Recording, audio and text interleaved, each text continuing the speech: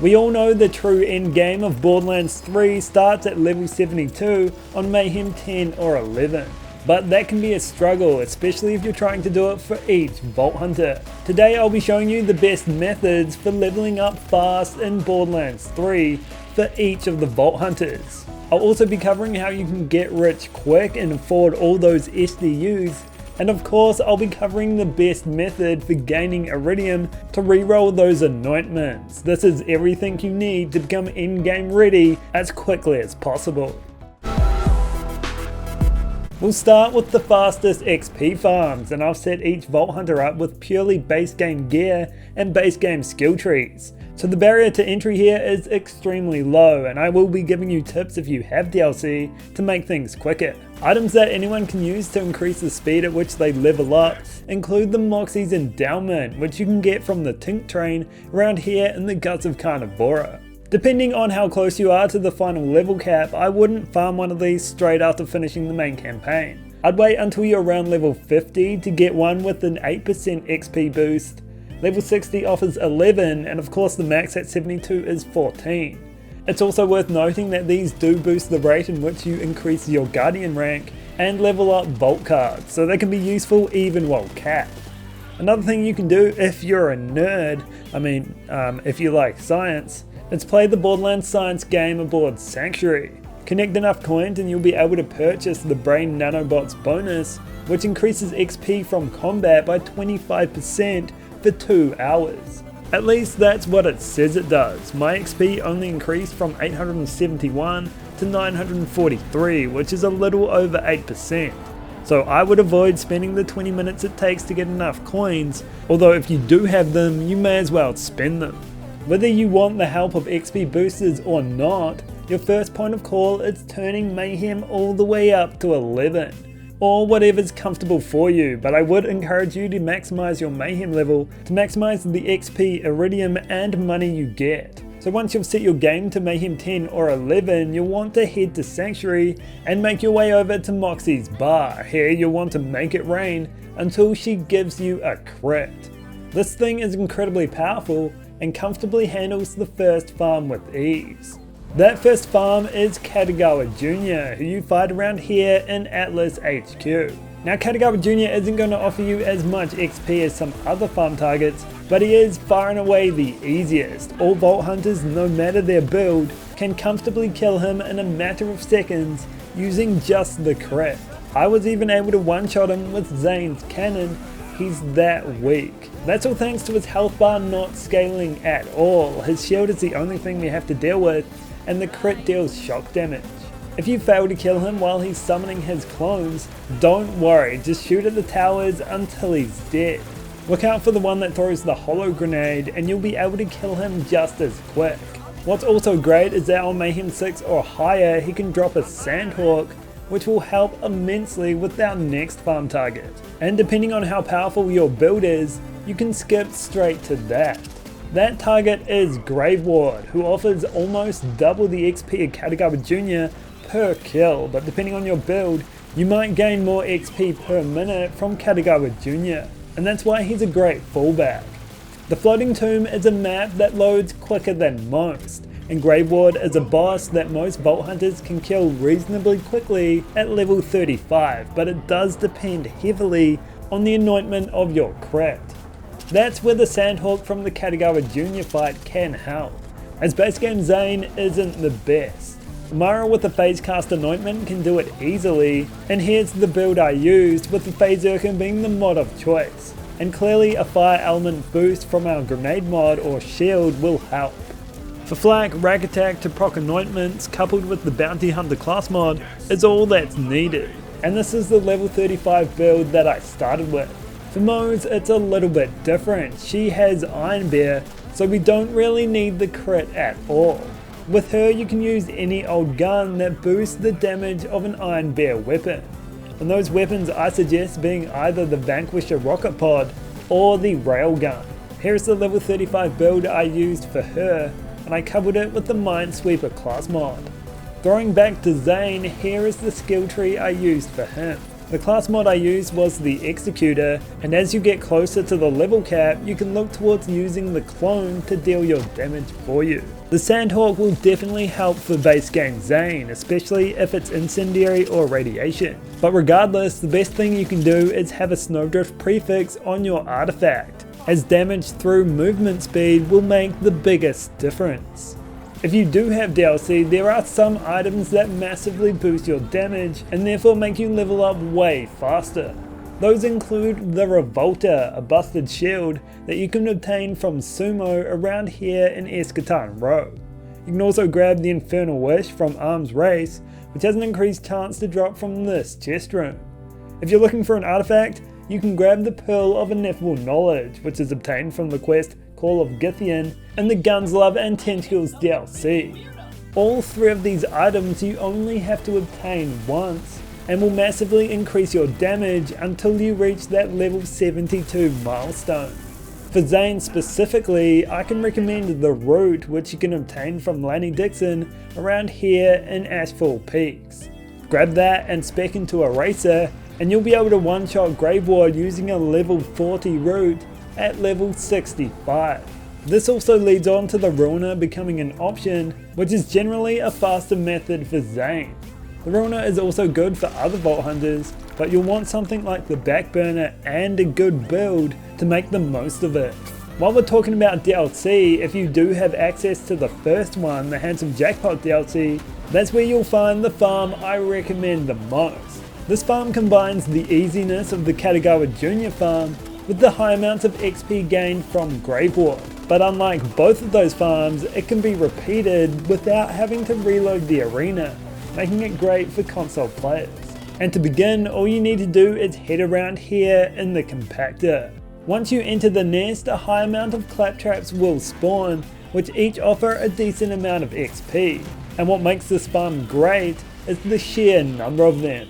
The fight does have two phases, but I suggest dipping out as soon as the first one ends. Just head out the back and hop down a ledge. Don't yeet off too far like this idiot, just take a step down and step back in, where you'll find that the farm has restarted. If you're Moans with a Ducker turret on Iron Bear, you can even enter that and exit it, and that'll do the same thing. All Vault Hunters, regardless of their level, with simply a crit in hand, can comfortably handle this farm, but you can make it a little better. If you are dealing some form of rad damage, you'll cause radioactive explosions whenever you kill a scrap trap unit, which will often see multiple disintegrate in the blast. You can also grab a Breath of the Dying from Screaming Banshee around here in Desolation's Edge. It's a great mobbing weapon and also deals corrosive damage, which is exactly what the nest is weak to. The Hive is also a great option and requires even less skill. You can pick one up from Queen Tarantella III around here in the Droughts. This also comes in corrosive, but it does come in radiation too. Both are great elements for this farm. If you've got a Reflux or a Plague Bearer, then those are both great options, but I wouldn't suggest going out of your way to get some, as the crit by itself will do, and the Breath of the Dying and Hive are easy to get. As you're working your way from level 35 to 72, I'd recommend refarming your weapons every 10 to 15 levels. There's a much greater necessity on that if you're farming Grave Ward. Katagawa Jr. can probably stretch it, and the same goes for the nest. However, if you do have a Sparkplug prefix on one of your artifacts and the Come On and Slam Guardian rank, you can simply use that until you reach the cap. It's that simple. Now for a get quick rich scheme that isn't a scam. There's a few ways in Borderlands 3 to get more dough in the Po, but I'll be showing you the best one, which can be set up in just a few minutes. Your first point of call is to switch over to normal mode and turn Mayhem all the way off. From here you'll want to navigate to the Droughts, where you'll be hunting a low level weapon. From the spawn point you can head over to this area and try the vending machine, or drop down below where there'll be a chest waiting for you. If you haven't done that quest, then you can just head over to Ellie's garage, climb onto the roof, and there'll be a chest there. What we're aiming for is a fully automatic weapon that deals small amounts of damage, so SMGs and pistols is what you should aim for. They've also got the most ammo reserve, which will help us later on.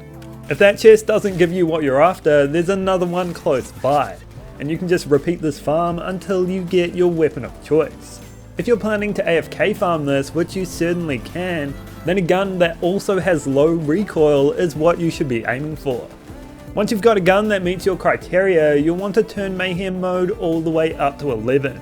You don't need to go up to true Vault Hunter mode, but you can if you want to, and if you have cartels on, I suggest turning them off. That was something I forgot to do. Once that's sorted, you want to head over to Floodmore Basin and make your way over to this area of the map where you can get the coordinates to Wayward Tether. Obviously, if you already know them, you can just go there directly. But if you don't, you'll have to activate the mission, travel to Sanctuary, head to the bridge where you can navigate there, and take the drop pod down. Once there, you'll want to talk to the Guardian and begin the trial of Instinct. It is here where money barrels are hidden throughout the arena, spitting out cash each time you shoot them.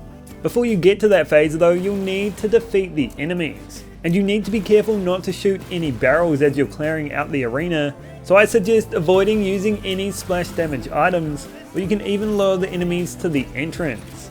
However, if you're not careful, thieving jabbers will steal the barrels from right under your nose. So often it's a good idea to be in the middle of the arena where you can see what's going on. If you do come across one with one in its hands, all you need to say is jabber no jabbin' and it'll drop it for you. Most of them are deaf though, so shooting them will also do the trick. Once the arena is cleared out, you can go hunting for those barrels. Once you find one, just switch to your low level weapon and start shooting it. It's as simple as that. The barrels have a mountain of health, and because you're dealing so little damage, you can shoot them almost infinitely for a boatload of cash.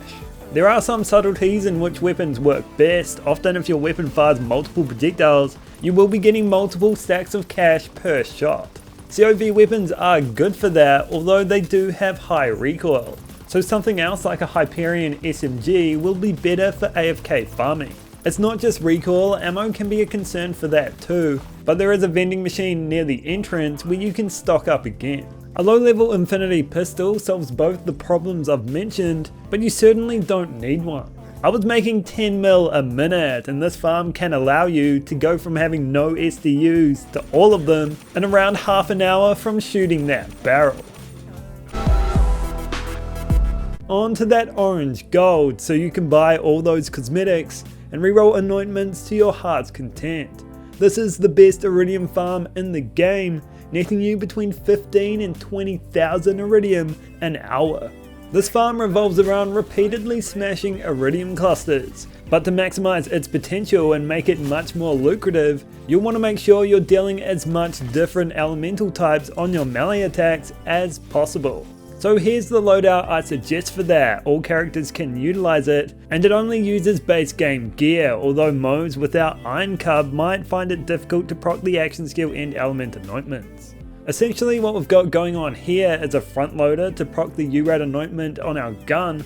I'm using the MP5 just for that bonus movement speed, and the artifact we're using is a Stone Commander Planetoid. It's the most important piece of the setup, potentially providing you with 2 elements. You can get one by defeating Shiga, who you fight around here in Devil's Razor after completing the quest given to you by Tiny Tina around here once you've sorted out her crib. You can get various stone prefixes, and you'll want to mix and match the anointments on your grenade, shield and artifact to cover 4 out of the 5. To get the 5th one, we can get lucky with the Commander Planetoid's effect, or Amara can do it all the time through Illuminated Fist.